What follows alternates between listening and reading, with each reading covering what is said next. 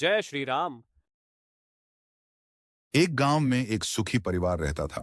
उस परिवार में 3 भाई और एक बहन थी। उनके माँ बाप उन चारों से बेहद प्यार करते थे, मगर बीच वाले बेटे से थोड़ा परेशान थे। बद्धा बेटा पढ़ लिख कर डॉक्टर बन गया था और छोटा बेटा भी पढ़ लिख कर इंजीनियर बन गया था। मगर बीच वाला बेटा बिल्कुल गंवार और आवारा किस्म का था। कुछ समय बाद उनके दोनों बेटे डॉक्टर और इंजीनियर ने शादी कर ली और महीनों के बाद ही इनकी बेटी का भी एक अच्छे घराने में विवाह हो गया। मगर बीच वाला बेटा अभी भी कुंवारा ही था। वह अनपढ़ था और कहीं पर मजदूरी का छोटा सा काम करता था। उसको शादी के लिए कोई भी लड़की नहीं मिल रही थी।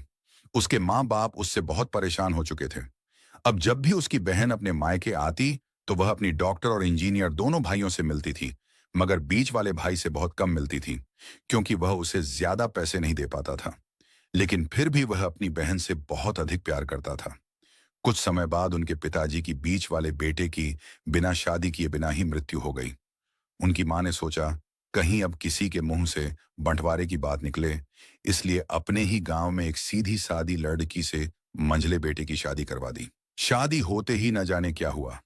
अनपढ़ बेटा मन लगाकर काम करने लगा और पहले से कहीं ज्यादा मेहनत भी करने लगा।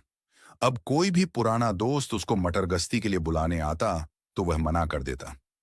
एक दिन उसके डॉक्टर और इंजीनियर भाई ने सोचा कि यह तो गंवार और अनपढ़ है, हम इससे कहीं ज्यादा पैसे कमा लेते हैं, इसलिए अब हमें बंटवारा कर लेना चाहिए।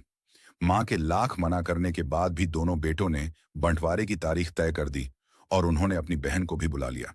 तभी उनका गंवार भाई कहता है कि तुम लोग बंटवारा कर लो, मुझे जो बचे वो दे देना या ना देना, मैं शाम को आकर अंगूठा लगा दूंगा। तभी उसकी बहन कहती है, अरे बेवकूफ, तू तो हमेशा बेवकूफ ही रहेगा। जमीन का हिस्सा तो आमने सामने बैठकर होता है। और उसकी मां भी उसे काम पर जाने से रोकती है। उसी वक्त वकील भी वहां आ जाता है और कहता है कि आपका सारा हिस्सा मिलाकर 10 बीघा जमीन और एक मकान है। अब यह बताओ किसको कितना हिस्सा देना है, मैं उसी हिसाब से कागज बनवा दूंगा। तब गवार भाई कहता है, वकील साहब, 5-5 बीघा जमीन हमारे दोनों भाइयों के नाम लिख दो और ये हमारा घर है, मेरी प्यारी बहन के नाम कर दो। तब दोनों भाई पूछते हैं कि तू अपने हिस्से में क्या लेगा। गंवार भाई कहता है कि मेरे हिस्से में मेरी प्यारी मां है। वह अपनी पत्नी की तरफ मुस्कुराते हुए कहता है, क्यों, क्या मैंने गलत कहा? उस गंवार और अनपढ़ की पत्नी अपनी सास से लिपट कर कहती है, मां से बड़ी वसीयत क्या होगी मेरे लिए। उसी वक्त उसका गंवार पति भी अपनी मां से लिपट जाता है।